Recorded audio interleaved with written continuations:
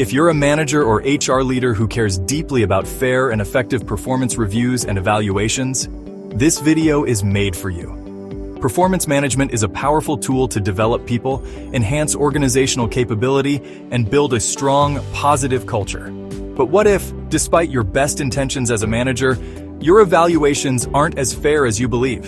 If you want to take those extra steps to ensure every individual's performance is evaluated fairly, keep watching.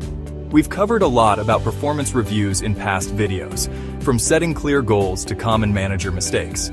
But today, I want to emphasize one crucial aspect that doesn't always receive the in-depth attention it deserves: fairness. On the surface, fairness might seem straightforward. Some assume it simply means treating everyone exactly the same. But decades of organizational psychology research show it's far more nuanced. Real fairness isn't about identical treatment. It's about objectively evaluating each individual's contributions, recognizing their unique circumstances, and appreciating the specific value they bring to your organization.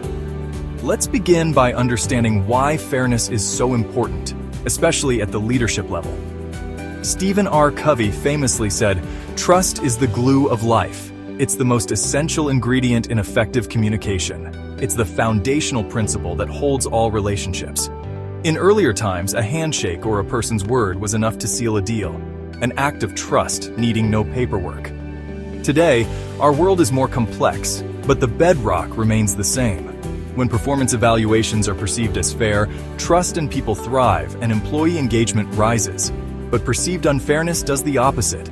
It erodes trust, creates resentment, and stifles collaboration. Fairness isn't just a procedure, it's a cultural value.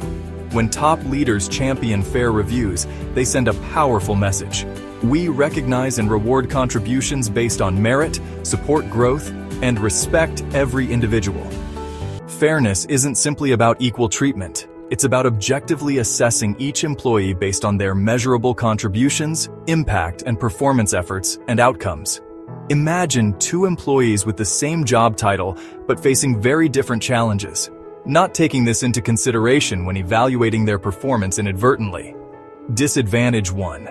That's why performance reviews and evaluations must be context-aware, recognizing unique contributions and obstacles. Objective, based on measurable work, not personal preference. Transparent, employees should understand how they're evaluated. Have you ever seen an employee rated highly? Not necessarily for their work, but because they fit in well with leadership or align with company norms. Another critical pitfall is rating employees based on personal values rather than actual performance. For example, loyalty is often praised, but loyalty is subjective, and each manager might define it differently. The problem? Subjectivity. Traits like loyalty or cultural fit can't be measured consistently. Unintended bias. Employees who respectfully challenge ideas may be seen as disloyal, while those agreeing with leadership may be unfairly rewarded.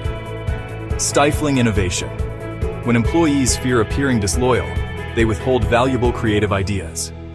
The fix: define clear, measurable, and objective performance criteria.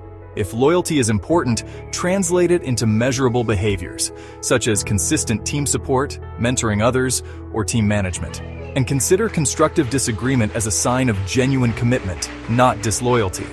Another common fairness pitfall is tenure bias, rating long-serving employees higher due to past goodwill or relationships, even when current performance doesn't justify it.